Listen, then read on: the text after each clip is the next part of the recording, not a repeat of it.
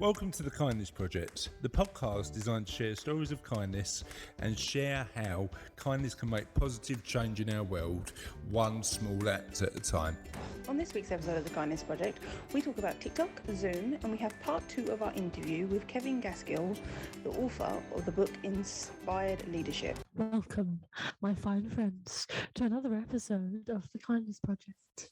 This week on the Kindness Project, I'm joined by 2 blokes who are chatting about recording on holiday. It's Chris and Russell Dames. You've been in this session. You've been particularly funny. Do you know that? Yeah, I know. I like your mood today. It's very up. It's working well. It's working well. It's working well. I might just go for a nap because I'm clearly not needed anymore. Some of our best episodes have been when Charlotte's on form. I know. I provide Barry and Beryl, all of the best Buster Cranham, this podcast. all Charlotte's ideas. I mean, she's talking the mic. I can't even get anywhere near the mic. It literally She's still putting me out of the way. Christ. She's got a taste for it now. She's a newsreader.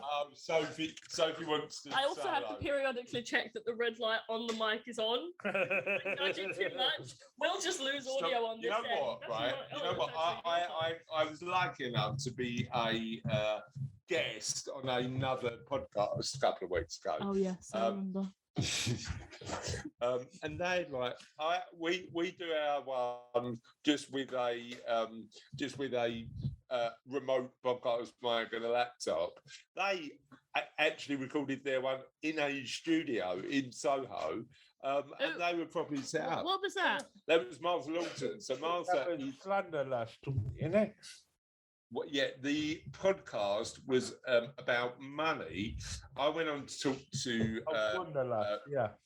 Wanderlust, it's called. Yeah. I went on to talk to Martha's audience because, as you probably know, listeners, if you've heard enough of these, and I run a financial planning business, so I went on the Squanderlust podcast to talk about money.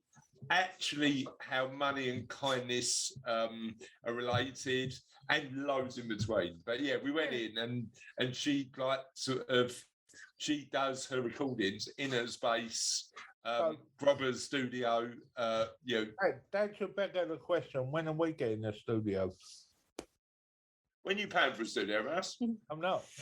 No, I don't think that was the first time one of us has been on another podcast to talk about the Kindness Project. Not specifically talk about the Kindness Project. We've been on a few. Because to be fair, you remember when years ago now, 3 years ago, and I did a week of work experience at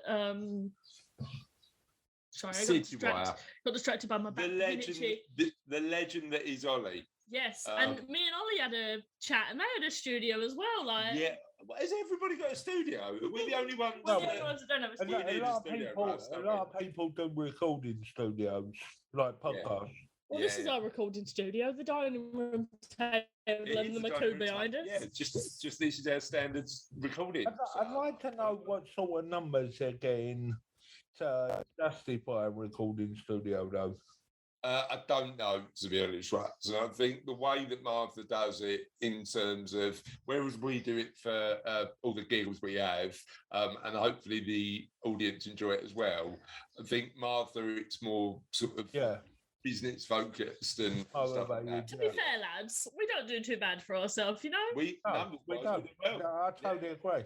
Numbers-wise, we are happy. We don't need none of that fancy schmancy equipment to do well for ourselves.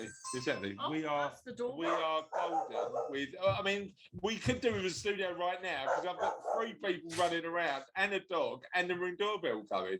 So I bet Martha Lawton don't have this on a podcast. Oh no, it adds to the charm, my friend. It adds to the charm. When we look back and think to ourselves, what you can do with a podcast mic and a computer, and then a little bit of know-how on how to upload it. We are a testament to minimalist technology and being able to. That's right. Well, and that's the thing, isn't it? Do you know what I mean? All you need now, really, you don't even need a podcast one. All you need is a mobile phone. Yeah. And you can popularly broadcast to the world. There's many people becoming famous on YouTube just recording on their phone. TikTok's the same, recording videos on their phones. I'd like to note the package was for me. Randomly. It is my package.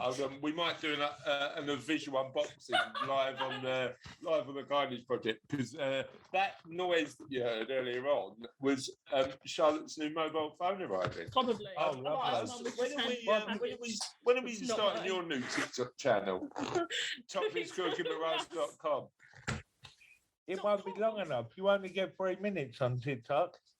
I need 2 minutes to take the tent off. No, actually.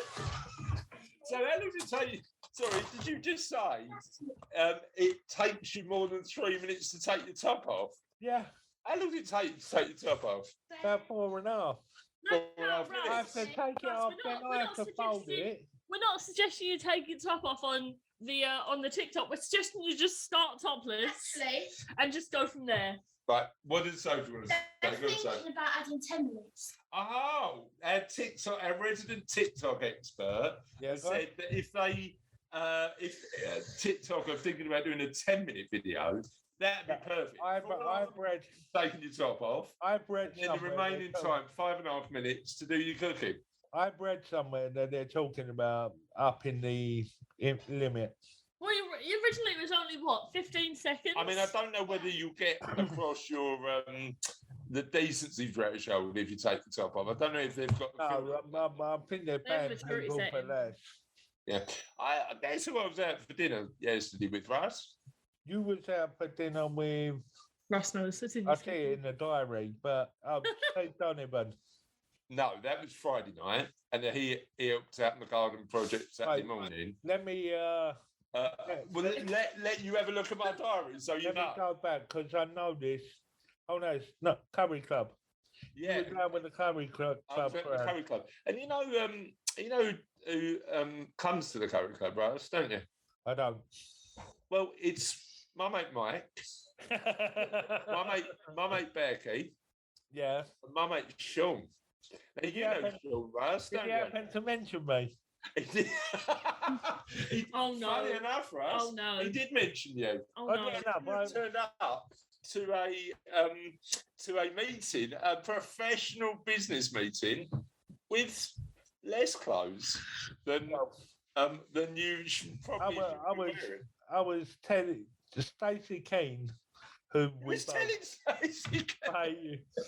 Stacey Keane, who we both know, was telling me that. I don't know if I can repeat it, but something happened on one of the Zooms that they used to run where she used to work. Right. And I happened to mention to her, that's not the strangest thing. I turned up topless to one of Chrissy's client meetings once. And what did she say? It was in fits. She spent about 10 minutes laughing. Yeah, I was in fits when I first found out this happened. Now, let me just say something. Sean remembers it, and I had to correct him, right? Sean remembers it, because he said it yesterday, and it was making me laugh. Sean remembers it, and this is what he said to me. Do you remember when Russell, and bear in mind, Sean, we were halfway through a particularly professional meeting, right? Sean remembers it, and in a slightly different way, because this is what he said to me. Do you remember when Russell turned up for a Zoom meeting just in his pants? And I couldn't tell.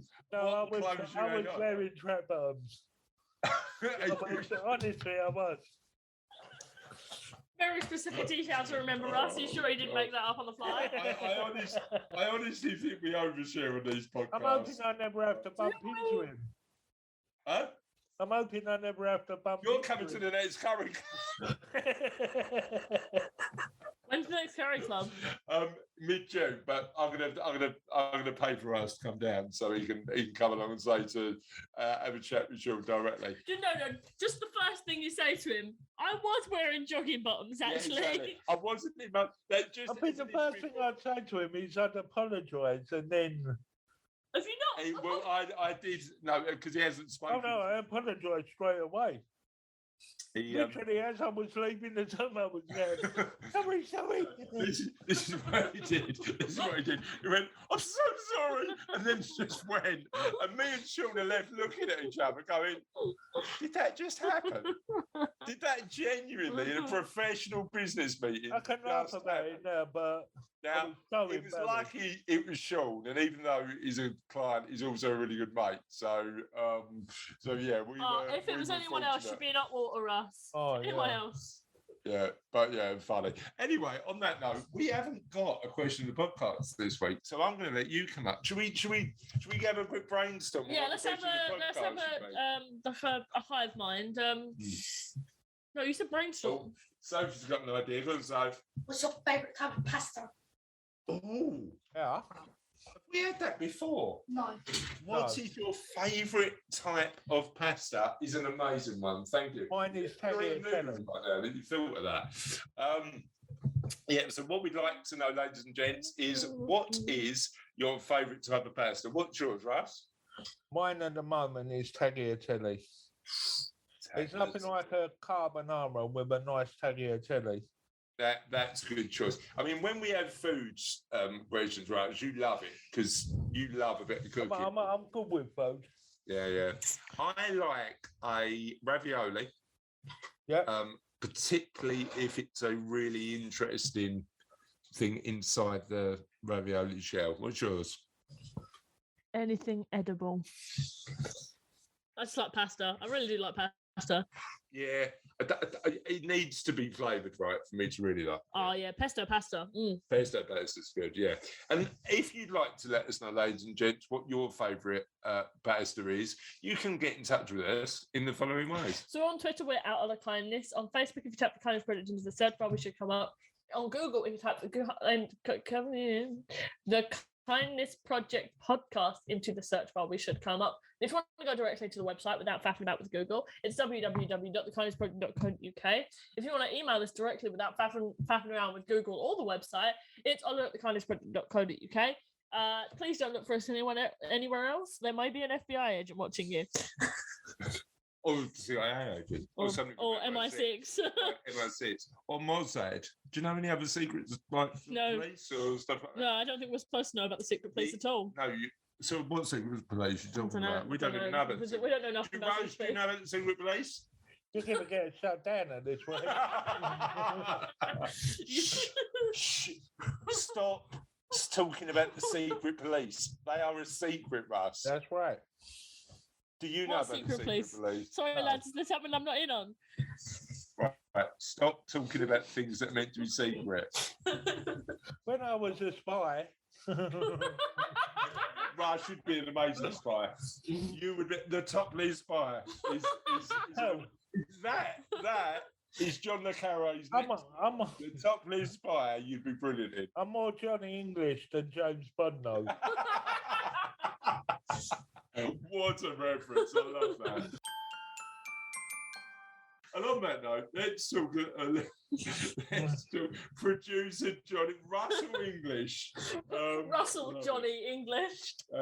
Dames. This one is an amazing little story. Man finds £130,000 in cash while assembling kitchen cabinets he bought from eBay. A DIYer bought the second-hand kitchen in eBay and was gobsmacked. Yeah, someone snacks on his gob. I'm going to leave that. Thomas Heller, 50, found the forgotten stash inside an envelope that had been left in one of the cabinets that he bought for 250 quid. It's not bad it was swap that, is it? But he was soon faced with a devastating twist when he realised he could not keep the fortune at his home in Bitterfield, Germany. The social housing managing director had managed to agree a bargain price for the open-air cabinets. They were advertised online as part of the estate sale from an elderly couple 20 miles away. Thomas explained the kitchen set was meant to cost about €300, currently down, but he was negotiating it down. But the second-hand kitchen suddenly shut up in value when a handy person uncovered €150,000 worth, £126,000 stashed inside. The honest homemaker took his findings to a nearby police station where they found a second envelope with even more cash. They opened the second locked cupboard in front of my eyes. There were larger bills in the envelopes, 200 and 500s. Officers were amazed by Thomas's honesty and launched an investigation to track down the original owner of the kitchen. A case was opened at the district court, which found that the woman belonged to a 91-year-old woman from Howe, who was nursed in a retirement home after her husband died. Police in Germany further explained how the cupboards came from a house liquidation and were sold by a service provider on behalf of the previous owner. The two cash boxes were well hidden in areas of the furniture that was difficult to see. The seller revealed as the elderly couple's son, was revealed as the elderly couple's grandson, who told NDR newspaper they had no idea about the money. Thomas is now eligible for a 3% finder's fee of €4,500, currently worth £3,775. Thank you, as thanks for being a good Samaritan and mentioning it in a way that helped that elderly couple. So yeah, well done for the amazing honesty. And for doing the right thing. That's what a legend that guy is. Next, we're going to talk about the deli worker. And again, this is from the Mirror. The deli worker who warms hearts by going extra mile for a deaf couple at the supermarket. A supermarket worker has been praised for... Why can't I scroll? Oh, crikey. Okay. A supermarket worker has been praised for going the extra mile after learning sign language so she could communicate with deaf customers. The 22-year-old, known only as Casey, was inspired to learn Australian Sign Language when a local deaf couple became regulars at the Woolworths supermarket in Mayborough. The deli assistant wanted to be able to communicate better with customers and dedicated her spare time to learning basic greetings and different weight volume measures using YouTube videos. She described the first time she conversed with a deaf customer as a special experience and said the woman's eyes lit up when Casey began to sign. Casey said it started off by learning Australian Sign Language on YouTube with simple greetings. Late last year, I dedicated most of my afternoon to learning simple retail greetings signs such as "Hi, how are you? How may I help you?" as well as learning to communicate the different weight volume measures, particularly to the deli department. Casey had been wanting to learn since she was in school and said she plans to continue learning the language so she can improve her ability to communicate with people. Something I'd like to do is hold a conversation with them in the future, so it's definitely a skill I'll continue to practice. Love that. Absolutely love that story. Just the ability to communicate stuff like a skill we completely take for granted is certainly something that helping somebody do that better and just live their lives in a bit more of an easier way really, really helps in terms of doing that. So well done to that lady. That's brilliant news. And on that note, let's get to part two of our interview. Our interview this week is with Kevin Gaskell. Now, Kevin Gaskell is a business leader. He's run big car organisations in the past, and he is author of the book Inspired Leadership. Here's part two of our interview. Talk to me about that experience of just, building those adventures with your son, because that sounds amazing. Yeah, so, I mean, look, I've been climbing mountains. I grew up, as I said, in the Northwest, and we would go each weekend to Snowdonia and we'd go climbing. And so I've grown up climbing mountains and then doing other stuff. And my son has watched me do this. And then as he grew up, he said, can I come with you? Can I come? Yeah. So the first expedition with him was when he was 12. And we went trekking around the Brecon Beacons. I just took him somewhere where he could get a flavour. Took him around the Brecon Beacons, up and down some big hills. His rucksack was bigger than he was. I've got this wonderful photograph, literally his big pack on his back. And he loved it. And then when he was about 15, I walked to the North Pole. And he was too young. I mean, it would have been too tough. Yeah. And then once you walk to the North Pole, well, you want to walk to the South Pole. So when he was about 17, I gently suggested over dinner one day to my family, oh, I'd like to walk to the South Pole. My wife's kind of used to it. You know, she's known me a long time. And Matt perked up and he said, well, you're not going without me this time. Oh, yes. Yeah. So we went, so we walked to the South Pole together, which was a pretty tough assignment. I mean, it's a very challenging place to get to. You know, people don't appreciate that the South Pole is at 10,000 feet altitude. And it's at equivalent of 14,000 feet because the Earth's atmosphere is thinner down there and blah, blah, blah. But our average day was minus 45 centigrade. So it's a very challenging environment. How long did the expedition take? We were on the ice for about 6 weeks. Right. So, and he plugged away. And honestly, after the third day, I thought he wasn't going to make it. But then I realized he wasn't eating properly. Yeah. Is there a point where you get acclimatized? Yes, there is. Yeah, there is. Yeah. There's a point where you stop noticing the cold.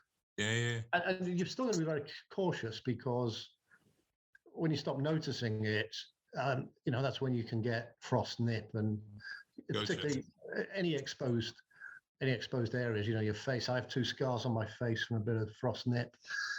So you do have to be wary at all times, but you do stop noticing the extreme cold. I mean, when you get off the airplane on Antarctica, it is like somebody hitting you in the face with a baseball bat. I mean, it is that cold. Yeah. But you do acclimatize, yeah. So we've gone on since then. So we've gone and climbed some of the world's biggest mountains together, and we went back to the North Pole so he could do both poles. So was the conversation when you decided to go on your own expedition the same? Was it you're not leaving without your dad? No, it was quite the opposite actually. Oh, was it? Right, interesting. Yeah, because I said to him, hey, I'd like to row the Atlantic. Do you want to come? And he said, no. I said, why? He said, we'll die. He said, it'll be pain, and more pain, and then we'll die. I said, well, try and be a bit more positive than that. And he said, no. He said, we don't know anything about it. It's too dangerous. I'm not coming. So I'm assuming the guys the guys who were in the boat had some sort of knowledge of, you know, the environment they're going in or navigation, or was it 5 complete amateurs? Well, none of them had ever rowed. Right. But they were dinghy sailors, and a couple of them worked on super yachts as crew members. So they had some understanding of the sea. Yeah. So when I said to Matt, okay, well, that's a shame because I've got a crew. He said, what do you mean? I said, well, I've got a crew. Oh, he said, you're serious? I said, yeah, I'm absolutely. He said, all right, I'm in then. Yeah. I'm in then. So that was it. So he was in. So if it was just you, Kev, he wouldn't have done it. But well, I said to him that I enjoyed it so much I'm going to do it again. And he said, well, you're mad. I said, well, I'll do it on my own. He said, no, you'll die. I said, well, what if I did the Pacific? Would you come with me? He said, yeah, I'll come with you on that. So we're going to do the Pacific in 2024. But the story of the book is, you know, what do you learn? How do you go out and race against Atlantic oarsmen who, some of them have been Olympians? I mean, we're racing people who are serious oarsmen. And I suppose one of the things that came across in terms of when I've been reading some elements on the book, so I haven't read the book, but I've been doing some research for this interview, was that there was so many lessons that you learned through the process of going on the expedition. Do you want to share a couple of those? What were the ones that stand out the most? Now I know that in the blurb it says there's 80, so we don't need to go through all 80, but there's probably a couple that you want to share. Well, I think the biggest one is the recognition that preparation is everything. Yeah. And it's the same in business. You know, you've got to do your thinking before you lurch into some business situation you're unfamiliar with. Yeah. The most critical one, I believe, is about the culture. And the words we used on the boat were be kind. Yeah. And I know this is a kindness podcast, but it was be kind because we're all going to have a very bad day. Yeah. Now, to give you an idea, we're rowing 24/7 and there's no support vessel. People keep saying to me, would you get off at night into a... No, we're just in a rowing. Yeah. That's it. There is nothing but us. There is no rescue. There is nothing. So we're all going to have a bad day. When you're rowing 2 hours on, 2 hours off, all day, 7 days a week, and we rode for 19 days without taking a break. We gave ourselves a 30-minute break to celebrate New Year. Right, and that was it. That was it. It was work all the way through then. Work all the way through. Yeah. But that's why the culture is so important, because when you're lacking in sleep, as we were, you get 2 hours off, you've got to eat, wash, do the jobs on the boat, use the toilet, all of that stuff, and then you get to sleep. So you might get an hour's sleep, and then you're back on rowing for another 2 hours. Yeah. And you start to get a bit batty. You start hallucinating. About day 12, 13, 14, you are seeing things that are not there. I at one point, I knew exactly where we were because I could see Tesco. I was absolutely convinced of this particular shadow out on the ocean was Tesco. Was it Tesco? Yeah, completely bonkers. Yeah. But the culture that we created meant that we supported each other through. And that's what I'm interested in. So that element of culture, that element of be kind, it has that manifested in the boat when you're out and you've had that sort of hour's sleep. How does that culture manifest itself? Is it just making sure that you're considerate of each other and the fact that we're all going through a tough time, so let's help each other through it? Yes, it's exactly that. Yeah. Somebody might be having a really tough shift and finding it hard work to row for that particular 2 hours. You don't moan at them. What you do is say, okay, support. Ease off a little. I'll carry it for the next hour. You ease off. And we were 5 guys who were all determined to give absolutely 110%. But there comes a time when some people are saying, you know what, I'm just struggling a bit right now. Okay, then we'll carry it. You just you give yourself a breather for a moment. We'll carry it. Is that a culture you applied to business as well? Oh, absolutely. Yeah, absolutely. The thing about leadership is it's about inclusivity. Yeah. It's not about exclusivity. It's about inclusivity. And the role of being a leader, to my mind, is about creating a culture where people feel part of it. Yeah. Where people feel that they are engaged, they're involved, and that's what leads to the inspiration. Yeah. And so my approach to leadership is about being very inclusive. It is about talking to everybody. It is not about exclusivity. In some of the businesses I've run, one of the first things I've done is the old-fashioned close down the executive dining room. Yeah. It creates a barrier, doesn't it? Yeah, absolutely. At BMW, I turn the executive dining room into a library and a relaxation area for the whole team. Amazing. So people could come in there, read books, read journals, have a chat, take a break. I suppose the interesting thing with that is, do you think business culture in particular, has changed? Because I'd argue it's changed for the better over the last sort of 3 decades. Do you reckon we've moved from a situation where it was a less kind environment, a bit of a dog-eat-dog environment, potentially in the 70s and the 80s, and we've sort of evolved to a situation where we realise that only works for a certain amount of people? What do you think? Yeah, I do think it has evolved because, thankfully, more leaders have learned that the way to engage their teams and build a great business is about catching people in, not catching people out. Yeah. If somebody does something that's helpful and positive, then catch them in, make a fuss, engage with them and thank them. When it goes wrong, because things go wrong every day in business, 100%. Don't make an example of it. That's when you have the quiet conversation. That's when you want to speak about what have we learned from that. And again, this comes back to the boat. When it went wrong, okay, guys, what did we learn from that? What can we do differently next time? Sorry, go on. And I was just going to say, we got caught in this storm, which absolutely hammered us and broke 2 of our oars. Yeah. We in the morning, through the night, it was about survival. This was a very, very dangerous situation. And so in the morning, we had a quick team chat because we couldn't row. We were still facing a howling gale. So we deploy what's called a para anchor. We basically throw a parachute in the water to keep us stable. And then we had a team chat. Right, what have we learned from that? And it's not about blame or about, well, you know what, if you'd done that differently, it's not about that. It's what do we learn as a team? Yeah. And how do we move forward? Exactly. I apply that in business. And by doing that, I find that people feel they want to contribute. Yeah. You can't tell somebody to be inspired. You have to invite them. So that was good, wasn't it? Yeah, it was.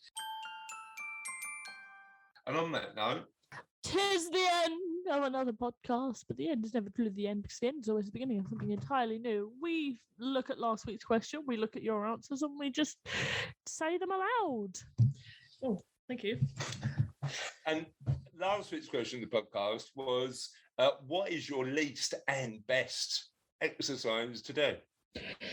Steve Dan says, love boxing, hate lunges.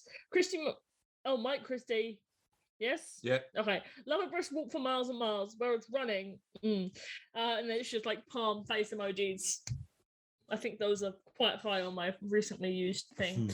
Hayley Ball said, love cycling, especially with the kids. Keeping up with the boy is a real challenge, whereas burpees are specifically designed to make me look like an idiot. Eve Keith said, hate burpees, love step aerobics, proper retro. Emma Stevens, do you know? Yeah, Emma Stevens, Tanya, yeah.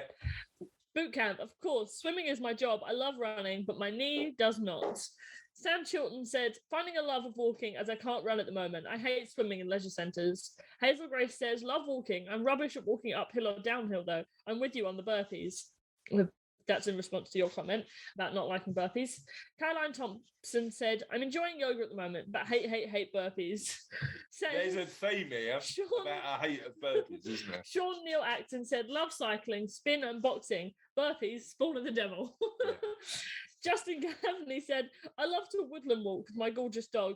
In fact, at present, we are doing 5 kilometres per day to reach 150 kilometres by the end of May, raising money for Macmillan Cancer Support. I hate gyms. Yeah. Catherine Knowles said, Zumba. And with the Macmillan Cancer Support, there's a donation thing and on I'm the sure Facebook. we'll be able to share the link to Justin's fundraising in the show notes. Catherine Knowles says, Zumba. Do you love it or hate it? That's not clear. We don't know. Daniel Fagey says, anything that won't affect post-op recovers. Right now, PS controller arm lifts is. Yeah. And on that note, and after we've definitely confirmed that holding your PS controller is an exercise, I didn't realise that counted. So is. Well, a little while back, they said the very first Wii was like doing an exercise with the remote controls. So Wii Sports. Yeah, like Wii Sports. Oh, yeah. Yeah, it's true. And on that note, that's the end of another podcast. Have a lovely week, and we'll see you next week on The Kindness Project. Bye. Bye. Bye.